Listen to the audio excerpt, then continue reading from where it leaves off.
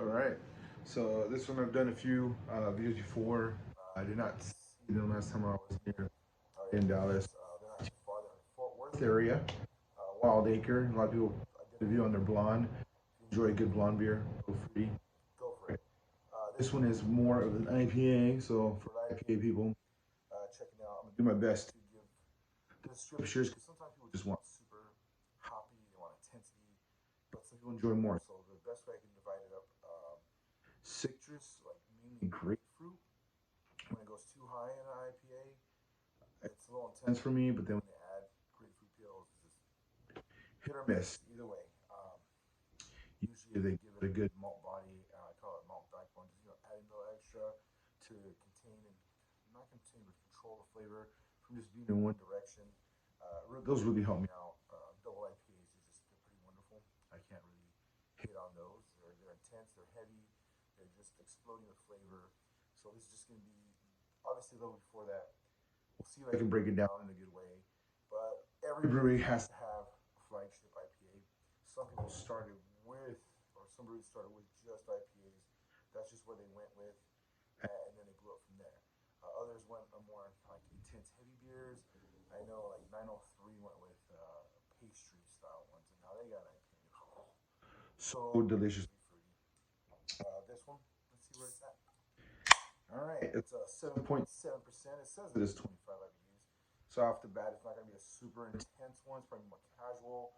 So anyone that doesn't really mess with too many IPAs, you do have to try a few to see where you're at. I met plenty of friends that I tried a few different ones, and I asked them which ones, and they remember a couple of them. Like I can see you actually had a variety of stuff, and they just not for you, and it's gonna be like that. I have a cousin's husband.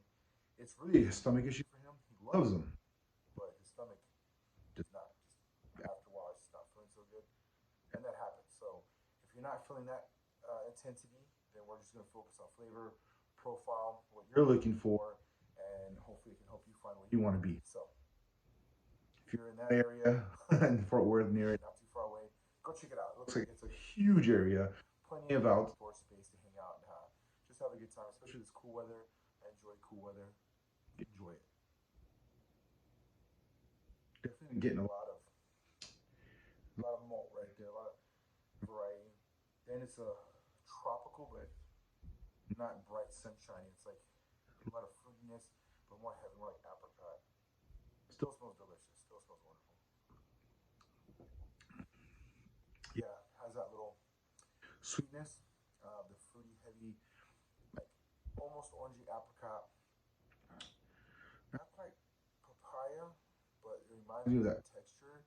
A little thick, a little silky, just a little more, almost like a mango, but it doesn't have the mango flavor. It just has the sensation.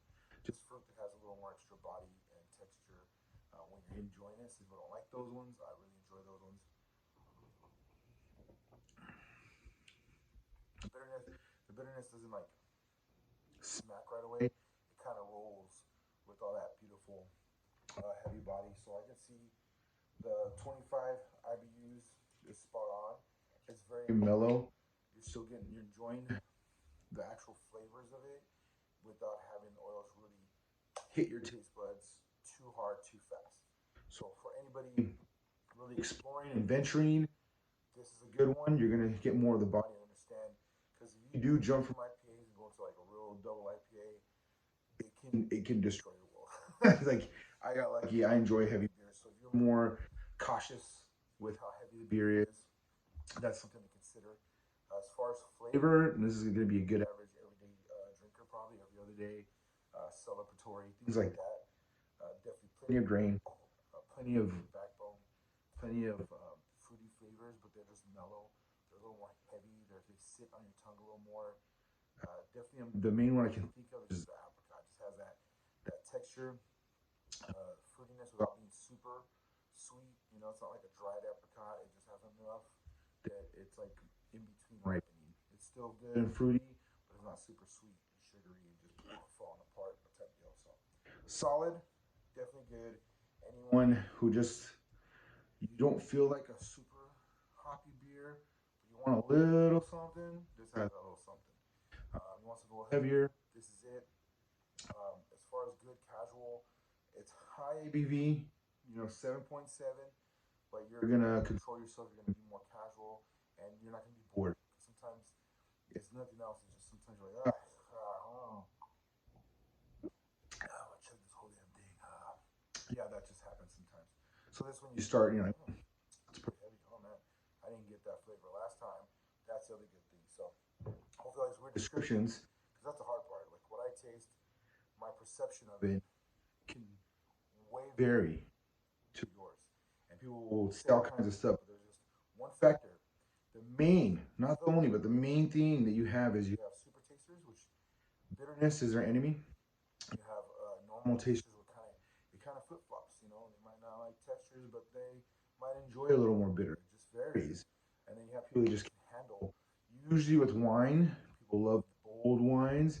They indulge more in those foods that are green and heavy, and they can handle. They're not going to get all that broccoli flavor. They're going to get the flavor, and then that bitter green hits, and they're like, oh, this is broccoli. It's delicious. Whereas some people have to grow into it, learn over time, because your taste buds do change. They start to calm down.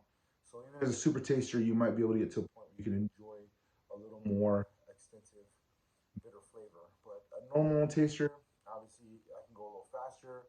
But if you're already enjoying a lot of that stuff, it's just gonna get better and better, but more and more, where you can just like ignore all the other stuff and just get to the good stuff. The good stuff. Deep inside that food, there's good stuff. There's always good stuff. Deep inside this beer, some good stuff. So, yeah, the madness is just to help give some kind of foundation to see if you want to try it. So if you have been dabbling, starting to dabble, hopefully you'll start understanding those words and getting like, oh, that's what am I? Is that what I'm looking for? Is that what I want? Is that me? That sounds like me. Everybody else, I'm looking for something different. Something different. Those that are real hopheads, it's okay. It's probably your light beer, to be honest. So there you go. Something good, casual light. Enjoy.